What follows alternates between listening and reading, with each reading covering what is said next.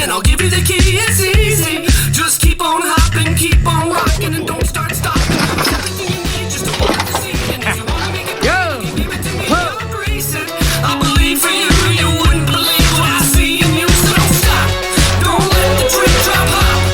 Hold up and make it lovely, make it real, and make it yours. Don't stop.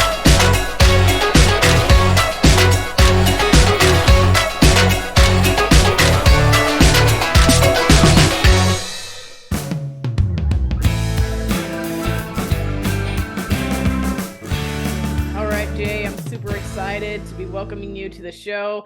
I think we have a lot of in common with our ways of thinking and stuff, and so it's always fun to chat with people about their experiences. So today we're going to talk a little bit about energy balance, what it is, why it matters, how nutrition factors in, and I'm really excited to dive into all of this. Yeah, me too. Thanks for having me on, Connie. So first off, I think let's get a little of your background so that my listeners have an idea of who you are and what you do and what got you into this. Yeah, so my interest in health and nutrition and fitness started when I was pretty young, and it was mostly from an optimization standpoint. I was trying to put on some muscle and worked out a lot, and I was an athlete, and so I was trying to optimize all those things, and nutrition is, part of that. And so I dug in and kind of had my own journey of finding things that worked, but mostly finding things that didn't work, and that exploration. And I was planning on going to medical school. So in college, while I was learning, about all the alternative health world and different focuses on nutrition, and at that time, paleo and keto were pretty big. And so that was the camp that I was in. I was doing cyclical ketogenic diets, and intermittent fasting, and things like that. And just based on that world, I had the idea, or was starting to really recognize that the conventional medical system, while it has a role, just isn't the best, from my view, for helping people get healthy. And so I started to shift away from that, and at the same time was doing my own experimentation, my own research, and was with my goal of optimal health. I wasn't dealing with major health issues, but in my search for optimal health and trying these things, I was not only not feeling optimal, but I wasn't feeling as good as I was supposed to based on doing these things. And as somebody who's fully committed and, will, go full on keto or whatever it is, I wasn't feeling that great. The energy slumps were there. I was feeling a lot of restriction and cravings for carbohydrates. I wasn't performing as well in the gym. I was doing some bodybuilding style workouts, but then shifted into powerlifting, and that was a bit of a struggle at that point. And then focus on classes and mood and libido and things that really shouldn't have been issues at that time started to become issues. And so I was in a situation where I was open to considering some alternative views. And that was when I came across what's called the bioenergetic view of health, which on its surface sounds, I would say, pretty logical, but the idea that basically the energy that we're producing in our cells is the driving force of our health. And so there's a lot of discussion as far as mitochondrial function goes nowadays, and even at that point. And so I think a lot of people can get on board with this idea that if our mitochondria are functioning well and our energy, they're producing a lot of energy, that'll result in better health. But some of the nuances or detailed physiology and the understanding of this view actually pointed to the opposite of a lot of what people were suggesting and a lot of what I was doing as far as the fasting and carb restriction and other things along those lines. So I started to dive into that view and experiment with it, and had just felt a world of difference. And I think one of the biggest things was a shift from this idea that our bodies are innately fighting against us, and that if we are left to our own devices, we'll just become unhealthy, and we'll just, sit on the couch and eat junk food and become overweight and diseased. Instead, to an idea where our bodies are not actually fighting against us, and instead they're super intelligent and trying to adapt to the environment that we're giving them. And if we actually listen to their signals and respond appropriately, that can actually be something that's way more supportive of our health. And so that was a big shift for me from the willpower, restriction, forcing sort of mindset to shifting toward a mindset of more abundance. And I'm sure we'll dig into that in more detail and what that looked like. But that was something that shifted the way I saw the world, my outlook on so many things, but especially when it came to health. And so that shifted my trajectory. And since that point, I've really dug into researching quite a bit and coaching other people and helping people to implement these new principles that they can use to not only help with body composition, but also to help with pretty major symptoms like chronic health issues, autoimmune issues, and on from there. And so that's what I do currently as a health coach, and I have a podcast and write articles and things like that. So. Awesome. Well, I think there's a lot to unpack here. I do want to note one thing that you were talking about, and that was the different factors involved with people's things and the all-in mentality, right? I think no matter what approach we make to health or nutrition, our body is always trying to find homeostasis. So if we go in extreme one direction, our body is going to try to adapt to that. So I do like what you said about it trying to work with us instead of against us. Really, it's just trying to keep that thermostat set at a certain number. And so sometimes we have a tendency to get in the way of that. Yeah, definitely. Yeah, we have this idea that we need to fight against those things, and that's the way to health, right? It's calorie restriction. It's not eating a lot. It's fasting and avoiding all of the things that are supposed to taste good, and forcing ourselves to do the cold baths and the hours and hours of cardio. Yeah. Mm-hmm.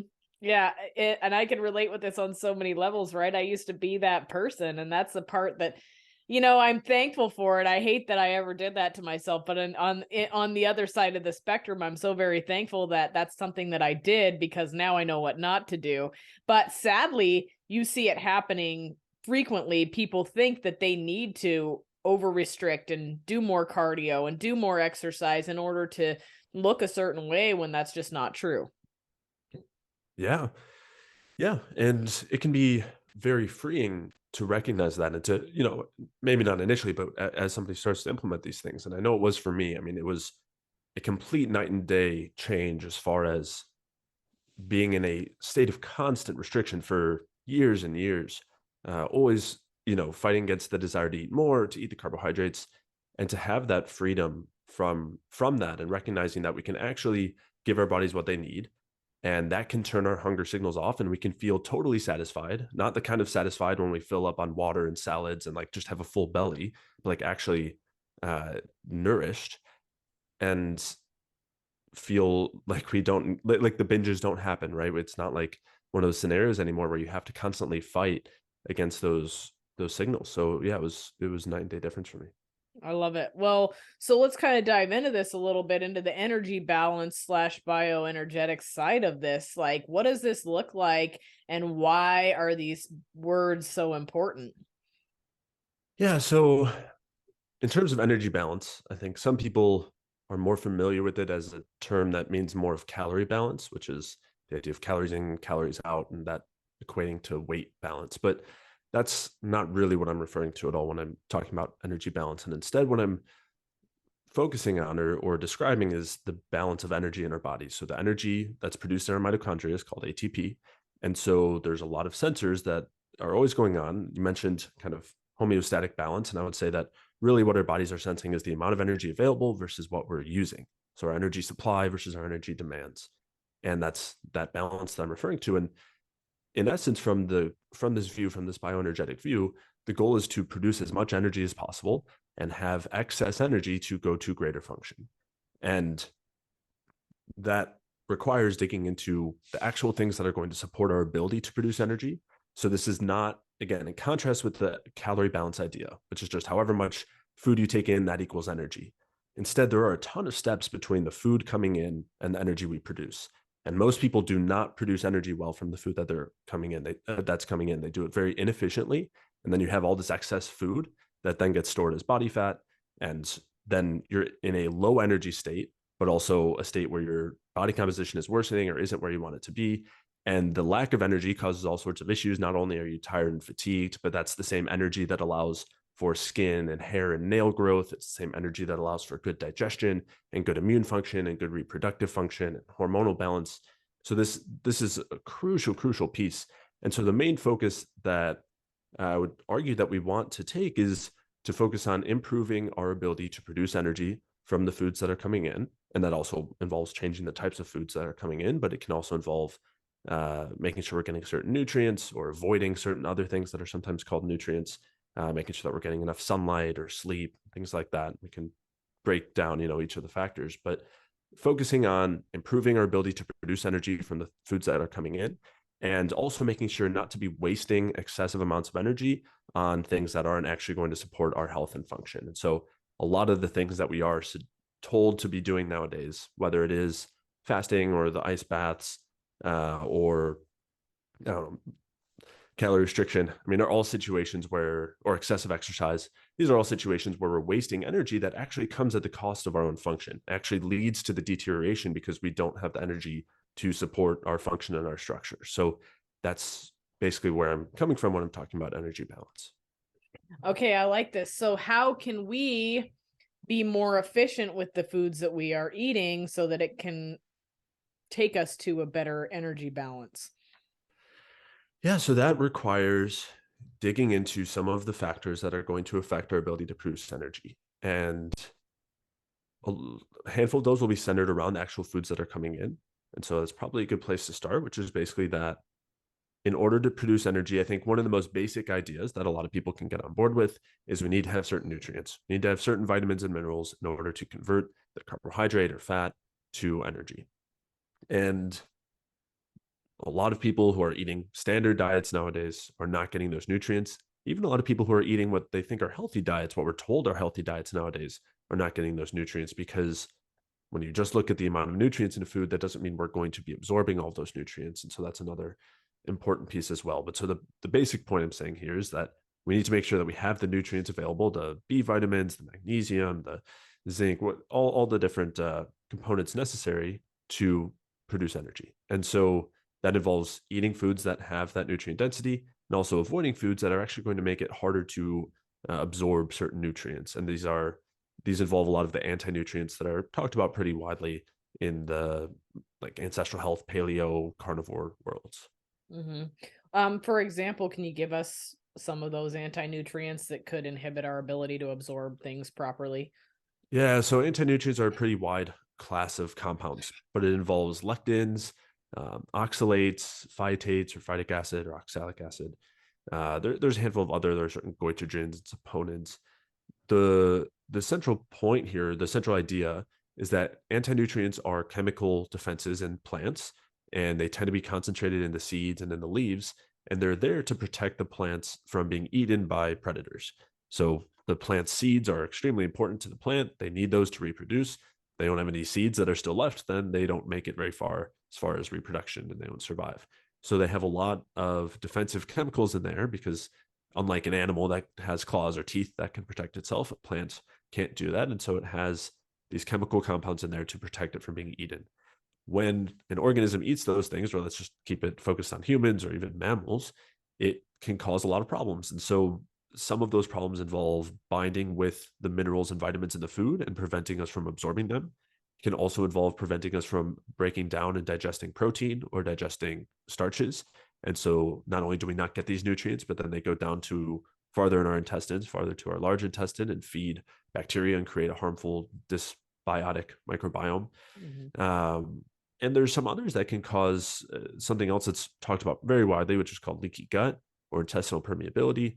And so people will point a lot to gluten as one of the main ones. So gluten is an anti-nutrient. It's in the lectin category. And these things can really cause some dramatic problems. And we can dig in a little bit into more detail into intestinal permeability, because that situation is one that definitely contributes to some issues with being able to produce energy. So that class of compounds is pretty big one to be aware of. And those are mostly going to be found in seeds from the plants, which are not just seeds to us, but it's also seeds, nuts, legumes, and grains. And then also they're going to be highly concentrated in the leaves of the plants, which to us are the leafy green type vegetables. So, spinach, kale, things like that. The good news as far as all those go is there are certain things we can do to reduce the anti-nutrients in those foods. So when it comes to the leafy greens, we can just cook them. Normally that'll break down most of the anti-nutrients. When it comes to the grains, legumes, nuts, and seeds, we can process them in traditional ways. We can ferment them or soak and sprout them. Those things do go pretty far away as far as reducing the anti-nutrient content. I still would say it doesn't necessarily make them ideal foods, depending on the specifics there, but Those are at least things I would be doing if somebody really wants to include those foods in their diet. Hmm. Yeah. What's your feelings on like a lot of those types of foods in a prebiotic sense, or food for your microbiota? So when we're talking prebiotic, what we're talking about is simply anything that's going to feed the bacteria in our large intestine. So typically it's something that we don't absorb and instead reaches the colon and then will feed the bacteria there. And there's a variety of different types of fibers, and it's going to vary based on individual foods, but also groups of foods. So fruits are going to be high in fiber.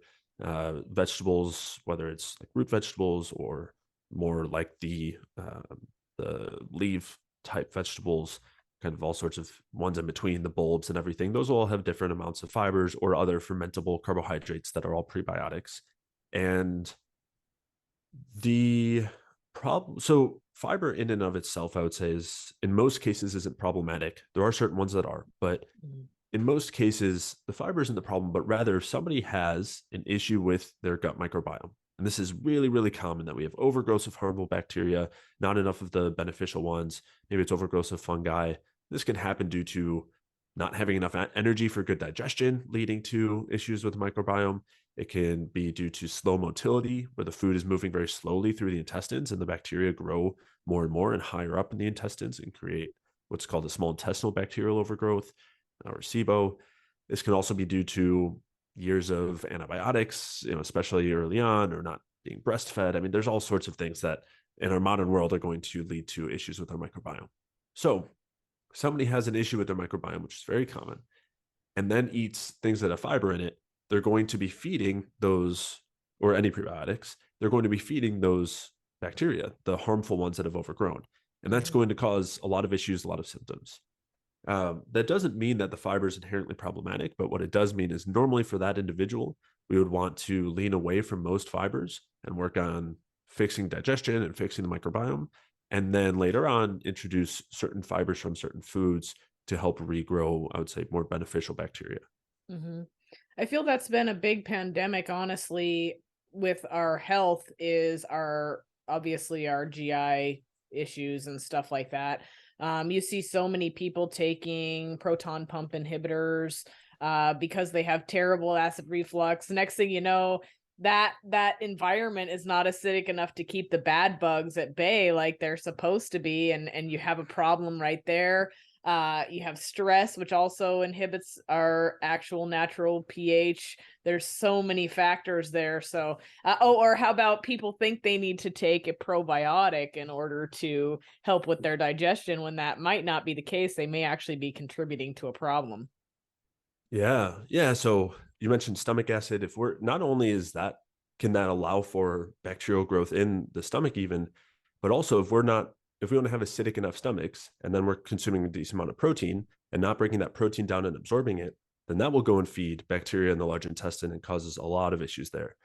So, like allows for the overgrowth of some pretty harmful bacteria. And so yeah, there's a ton of issues that come when we can't break our food down well due to low stomach acid or low bile flow or a lack of digestive enzymes. So those are certainly things to consider. And yeah, if somebody is in a compromised state, which is normally the situation when they're going to take a typical probiotic, those probiotics can then actually overgrow in places we don't want, like the small intestine. So there's studies that have shown that in people who are compromised, whether it's due to an infection that they then took antibiotics for or whatever it is, or they already have a compromised gut, which, as we said, is the most like the majority of people, then taking a probiotic can lead to SIBO with the specific strains that were in the probiotic. So basically, you're leading to an overgrowth of the bacteria in the wrong place and causing way worse issues. This doesn't Hmm. mean all probiotics are inherently problematic. I mean, it really depends, but in general, it's normally not something I'd be going to in that situation. Hmm. So obviously, nutrition is a huge part of energy balance. What are some other factors in this? So we mentioned the digestion side and avoiding the anti-nutrients, and the kind of flip side of that is favoring the really easily digestible foods or more easily digestible foods. And that's going to be a central piece.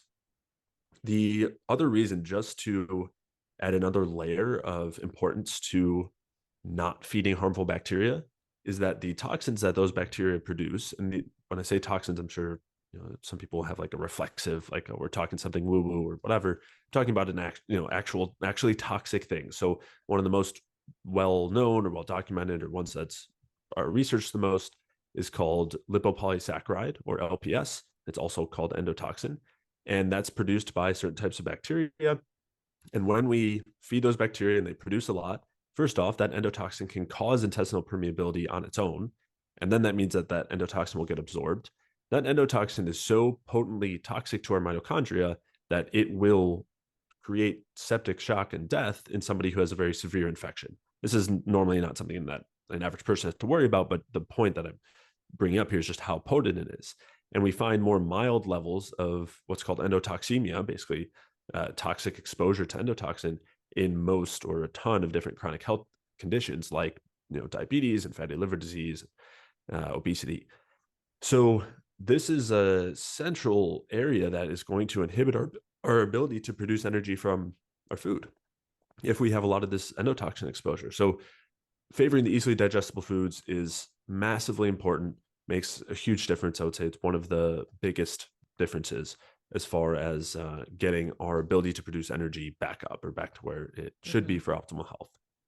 So go ahead. So what are some, sorry, I love Zoom. Their delay always makes it a little harder to ask questions. But so what are some of the easily digestible foods that we could maybe target initially in a health journey?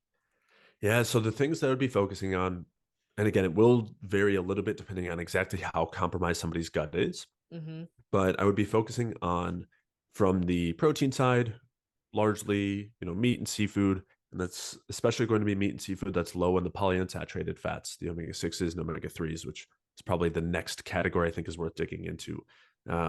So that's what I would focus on as far as protein, as well as also dairy and people who do well with dairy. Normally, if someone's particularly compromised gut-wise, they're going to be more sensitive or more likely to have issues there. But really can vary on the individual, and that is something that can improve over time. But I would say, as far as easily digestible things go, for somebody who's not sensitive, dairy would fall in that category as well, on the protein side. And then as far as fats go, favoring, again, the more saturated and monounsaturated fats and avoiding the polyunsaturated. And this is due to a handful of reasons. We'll talk about the effects on mitochondria and energy production, but also on digestion. The more saturated fats are better able to stimulate bile flow, and the production of and release of bile is what helps not only digest fat, but it helps keep our small intestine clear. It's the main thing that's going to kill off any bacteria in the small intestine. And so if you don't have enough bile flowing, that can lead to a state that involves SIBO, or it can lead to SIBO. So that's another central reason why I would want to lean toward saturated and monounsaturated fats. Again, sometimes someone can be so compromised with their digestion that they can't digest those saturated fats well. So that's a situation I might lean on the monounsaturated fats more. And so this is going to be, as far as the more saturated ones, we've got butter and coconut oil, beef tallow, fat from beef or bison or lamb, goat, things like that, ghee, along with butter. And palm oil is going to be largely saturated. And then on the monounsaturated side, we have olive oil and avocado oil as well, although I'd probably lean more toward the olive oil than avocado. Also macadamia nuts, macadamia nut oil. Those are all going to be mostly monounsaturated fats. And so those are the types of fats I would largely be sticking to. And then we can talk about, well, I guess I'll just mention it now and we'll talk about why, but really wanting to avoid the polyunsaturated fats. And so those are going to be fats that are found in most nuts and seeds. And so all of the vegetable oils, the seed oils that are used for cooking in pretty much every single restaurant, those are going to be very high in the polyunsaturated fats, which are hugely problematic for our ability to produce energy.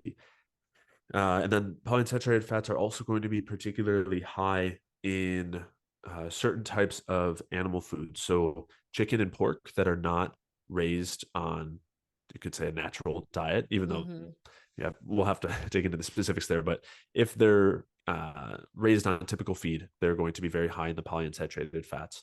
So those would be ones that we would want to lean away from in that case, or just lean to the very lean cuts. So like chicken breast is going to be low in the polyunsaturated fats. Well, you know what they say is you are what you eat. If you're feeding this animal corn, or if you're feeding it polyunsaturated fats, it's going to be polyunsaturated fats. Yeah, and that's true for and there is some variability in species. So it's true for us, it's true for chickens and pigs. For ruminant animals like cows and goats and lamb and bison, those ones, even if they're fed high polyunsaturated fats, they're still going to be largely saturated in terms of their own fat content. So that's Mhm. one situation where if you can't get really well raised animals to eat, then leaning toward those types is going to be much better because even if they're grain fed, they're going to have still very, very low amounts of the polyunsaturated fats. And that's also the case for dairy too. Like the milk is Mhm. not going to be high in polyunsaturated fats. Yeah, so this is actually another huge problem in the health and nutrition space, right? Is if you I'll just say for me, polyunsaturated fats are a hard no. If something says vegetable oil or canola oil on it, I am absolutely not going to consume it. I don't even make room for it if it as a cheat day or whatever it may be, right? It's a hard no for me. But it's become highly problematic for people, and how is that, why is it such a problem?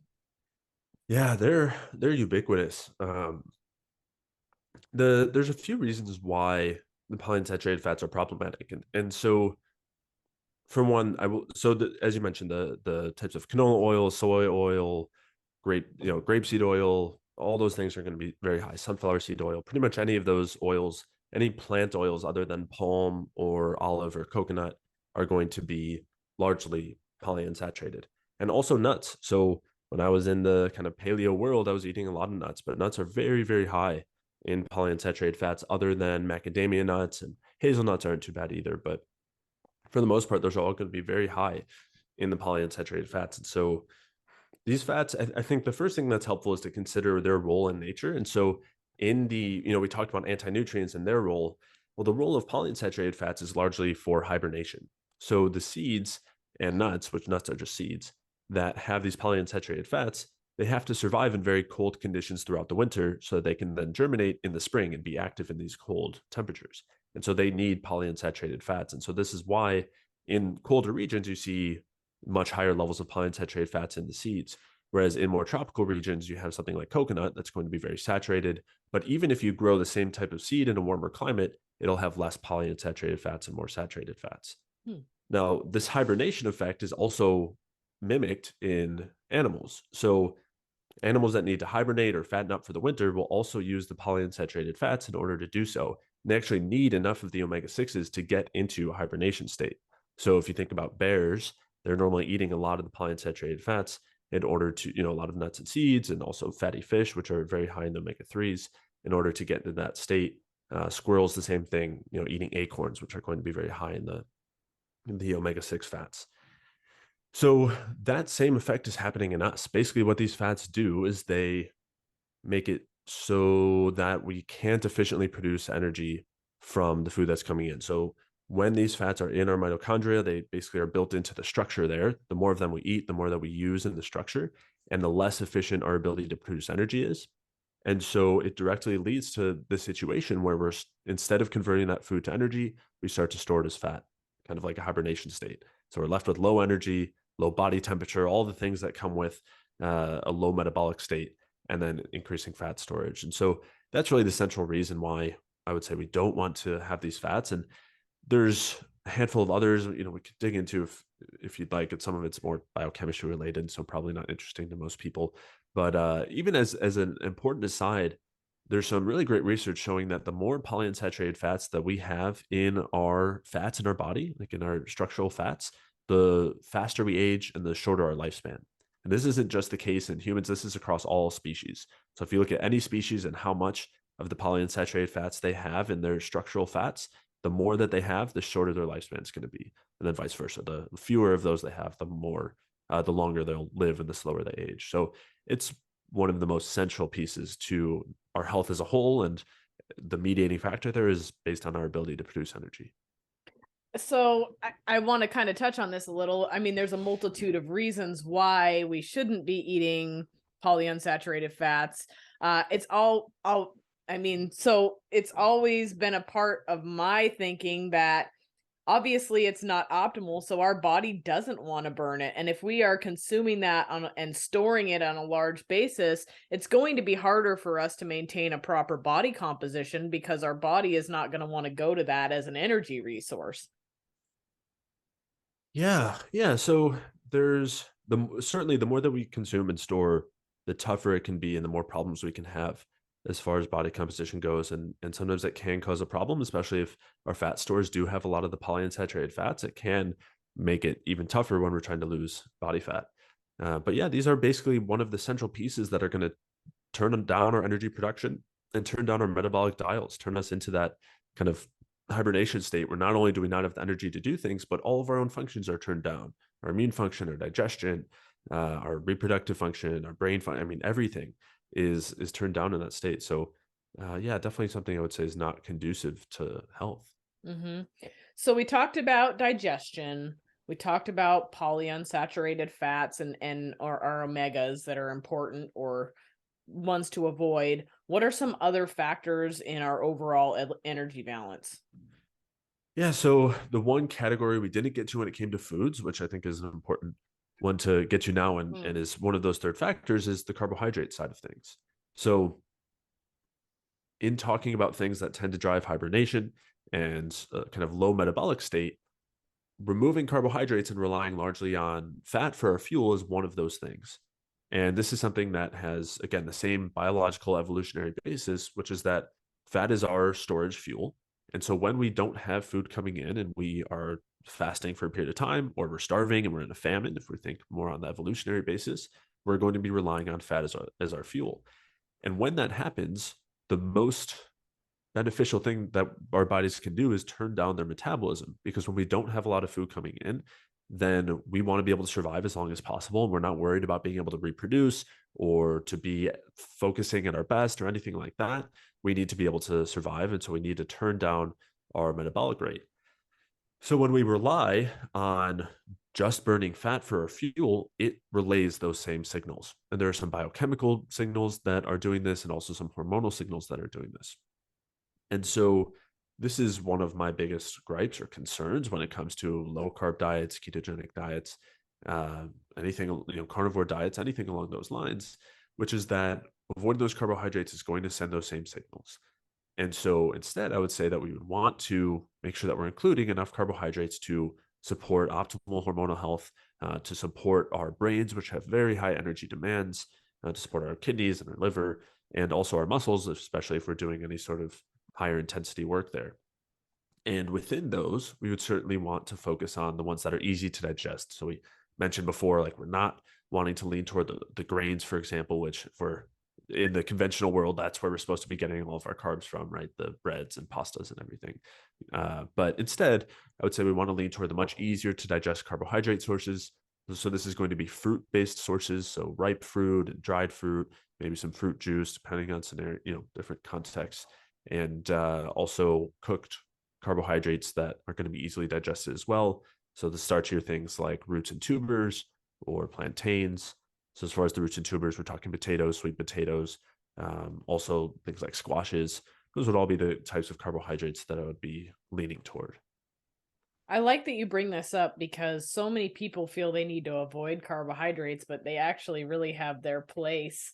And I can't tell you how many times I've run lab work on people that are trying to do a ketogenic diet, and A, they're not eating enough because of the amount of fat consumption.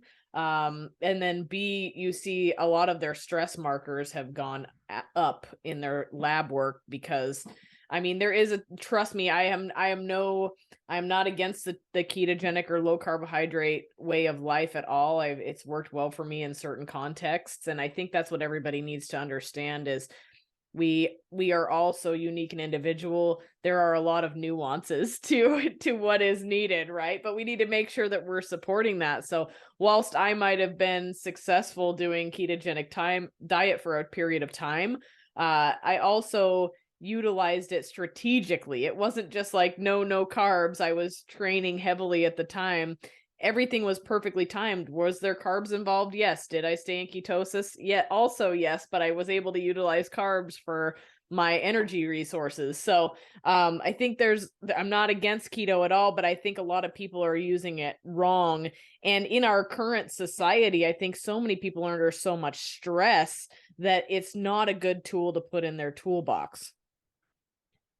Yeah. So a couple of things I would come back to. So one carbohydrate kind of category I forgot to mention would be like honey and maple syrup.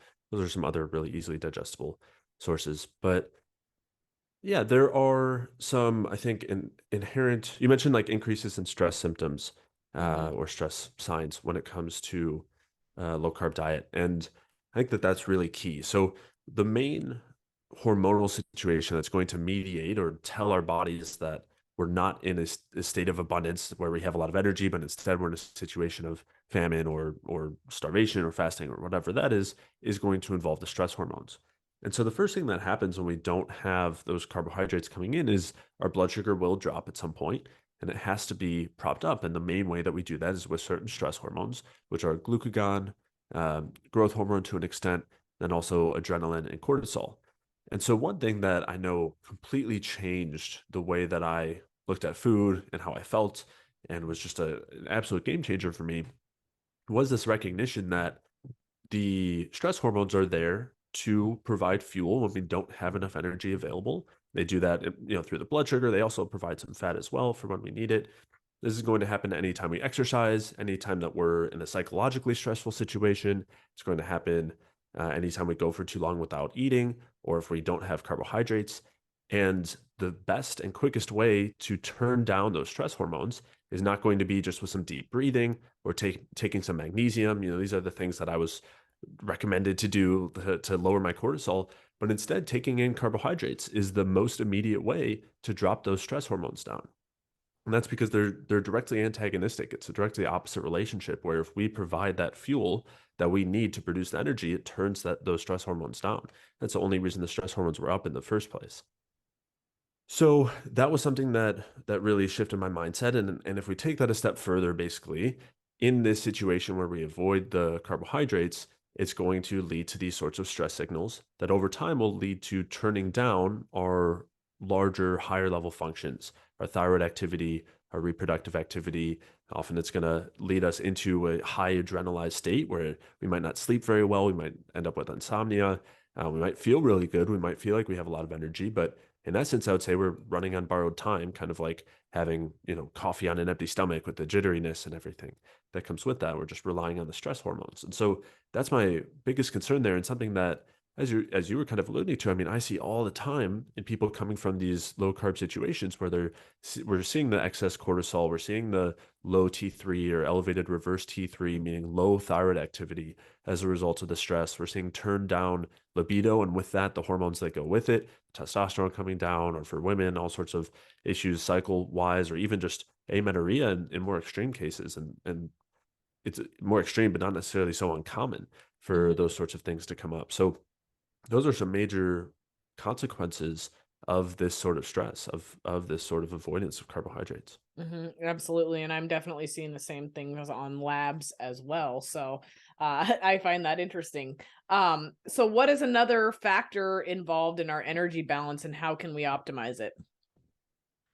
Yeah, so we've, I guess, talked about three at this point. So we've so we talked about nutrients, we talked about the endotoxin digestion piece, talked about carbs versus fats, and then we also talked about the polyunsaturated fats versus the saturated fats. So those four, I would say, are some of the most common, most important, but there are others too. And so some of the other ones that might come to mind, I mean, in more rare cases, there can be issues with some other kind of major toxins like heavy metals or mold exposure. All of those things will directly impair the ability for our mitochondria to produce energy. That's why they're toxic. That's the means through which they have their effects.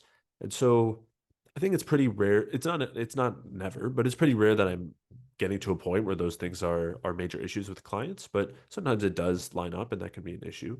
The other thing is the chronic infections, and that can also often go back to gut health, but it can also be something that can happen somewhat independent of the gut, but Mm-hmm. normally is the result of the same low metabolism, low immune function, and then we're stuck with these chronic infections. So they're causing the same sorts of toxins, the same sort of endotoxin that will inhibit our ability to produce energy. Mm-hmm. Um, so that would be another piece. But we also have some of the more basic lifestyle things, something like getting enough sleep or moving. And those I think are central, and sometimes they're chicken or the egg situations where maybe something else is impairing our ability to sleep.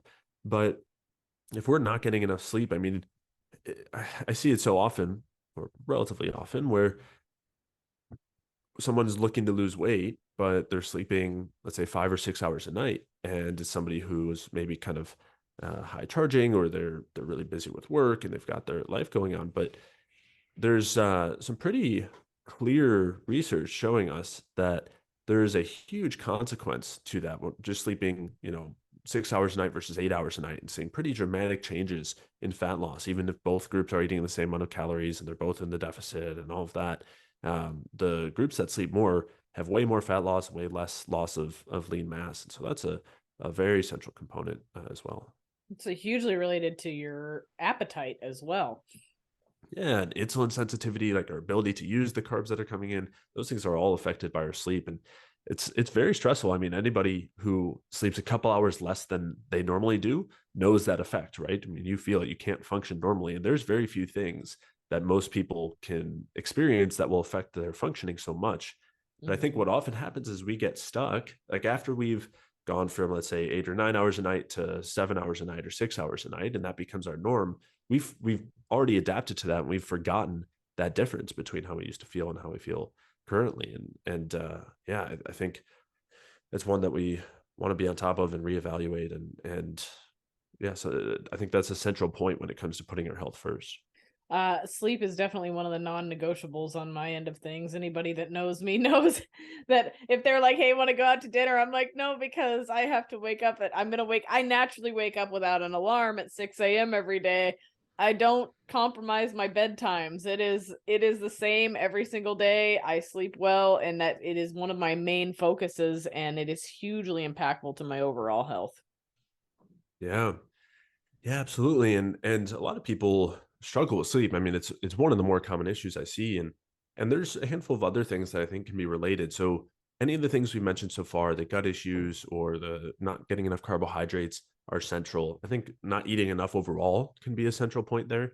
Mm-hmm. Um, so that's something I would consider, but also the meal timing. So we were talking about cortisol, the relationship with carbohydrate intake, the relationship with blood sugar. But so when it comes to fasting, where we're not eating a meal, if we think about that in the context of sleep and our circadian rhythm and look at what happens in the morning, basically when we're asleep, it's a situation or a time when we don't have any food coming in. So we're running off of our stored food, especially our stored carbohydrate, the glycogen that's in our liver. Mm-hmm. And even though our bodies aren't physically active, our brains are still pretty active overnight. So they're using all that carbohydrate. And as that carbohydrate runs out, it starts to increase the stress hormones. And you mentioned waking up without an alarm. That happens because we have our own internal alarm clock that goes off normally after however, let's say 8, 9 hours, whatever it is, that involves an increase in cortisol, a spike in cortisol. That's the one time really that we want to have that major uh, spike. And of course, like if we're exercising or something, maybe we want to have it, but we want to kind of minimize it. But anyway, that spike is normal to have in the morning. The biggest thing, or the thing that's going to help us turn that cortisol down when we wake up, is having breakfast, having some carbohydrates in the morning. That's going to be the central thing that'll turn down those stress hormones. And if we don't do that and we decide instead we're fasting and we're going to wait until lunch to eat, then we're going to be running on elevated levels of cortisol and adrenaline in the morning, especially if we then have coffee on top of that too. But even if we don't, we're still running on those stress hormones. And so that's a really good way to interrupt our normal circadian rhythm, because now our stress hormones have been elevated all the way through to midday. And a lot of people experience issues with sleep as a result of that. And so sometimes it's just a matter of eating more consistently throughout the day and also making sure to get enough nutrition in the morning. It can go a pretty long way when it comes to sleep. I love that. Well, are there any other pieces out there that you think would be important for our listener today? What's the best way for them to get started knowing that they have a proper energy balance or to start to achieve that? Yeah, as far as places to start, I think experimentation and awareness are key and paying attention. And that's a skill. It's not something that it's a skill that we can train and untrain. And I think it's not something that most people have trained and instead have largely untrained. And part of that, I think, is because of the restrictive backgrounds we're coming from, where we've intentionally untrained ourselves to tune into our body signals, where Mm-hmm. instead we're using whatever external idea that we're supposed to eat this many calories or this number of grams of carbohydrates or protein. We've tried to tune ourselves out to our own intuitive eating signals, our own hunger signals. And we do that with pretty much everything we do. I mean, in our modern life, we live inside. We don't use the sun as an indicator of anything. Nobody gets tired at 8 o'clock when the sun's down because they've got all their lights on in the house and they're watching TV, with all the blue light. I mean, there's so many ways that we have disconnected from our human selves and our environment around us that used to exist or still exists in a few places. Mm-hmm. And so I think that those are starting to rekindle that is a central piece. So starting to, and this can come in a number of forms, but just paying attention to how we feel throughout the day and trying to consider how the things that we do affect it, whether it's certain foods that we eat or don't eat, or how much sleep we got, or if we took a walk that day, or if we went to the gym that day, or did yoga, or whatever it is.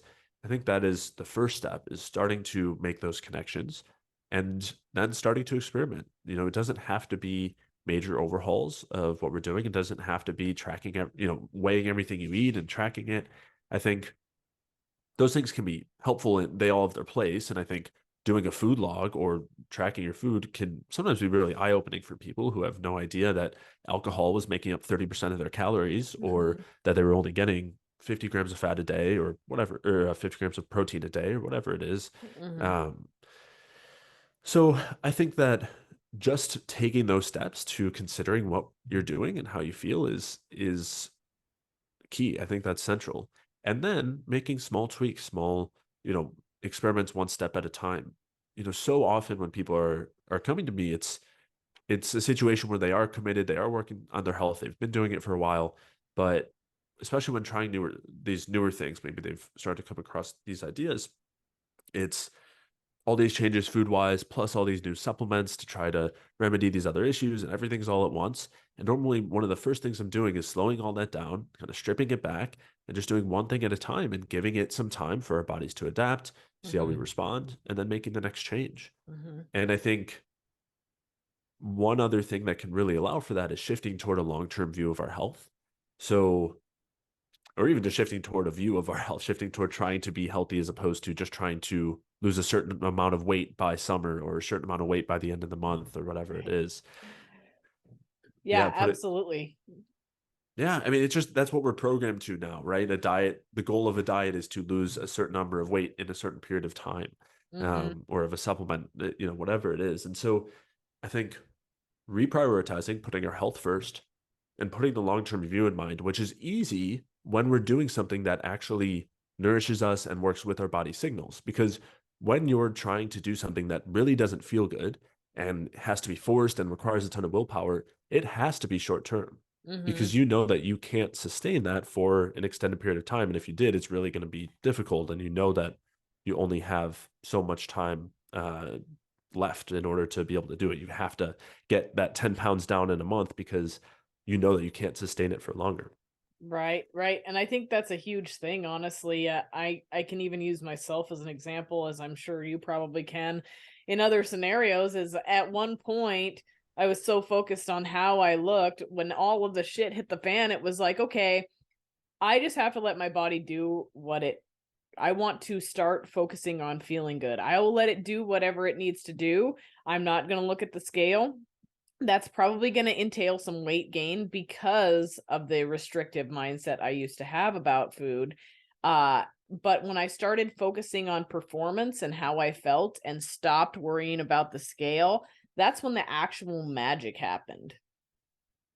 Yeah, absolutely. I think that that's something that we can all take and learn from, especially because I think when we're in the short term mindset, it's normally due to body composition goals, Sometimes it's due to trying to escape from pain or dramatic symptoms, which is understandable. But in either case, if we can put our health first and start to look at those parameters as wins, getting more sleep or feeling better in whatever way, like having really deep and restful sleep and being in a good mood and not being angry or irritable, or having a strong libido or feeling more energy to go be active, seeing, improvements in, like, I don't know, some skin issues or your nails growing faster, all sorts of things can all be really great signs. Or again, a big one, on the gut side, like not feeling bloated, having normal bowel movements. I mean, if we can start to put those things first, and I think that is of utmost importance, that's always the thing I'm doing, is those are the markers that we want to be signs that we're heading in the right direction.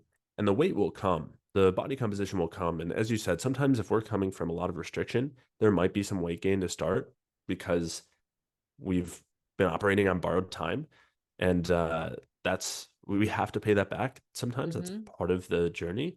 But if we continue on that journey and we're seeing all of our health markers go in the right direction, the weight will plateau and then it will come down, as long as we're doing things that are supportive of our health. Again, if we were at a very unhealthy or underweight situation, then we might not get back down to that point, but that probably is a good thing. These things are all individual, but yeah, absolutely. Well, if my listeners want to go and find you, how do they go and do that?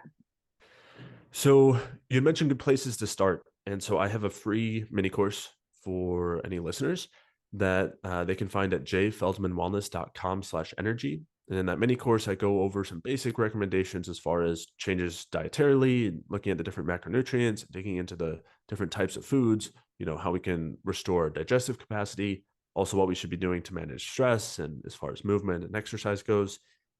So that, I think, is a really great starting place. And again, they can find that at jayfeldmanwellness.com/energy. And if they're interested in any other or more information, I have a podcast called the Energy Balance Podcast, and that can be found on any podcast platform.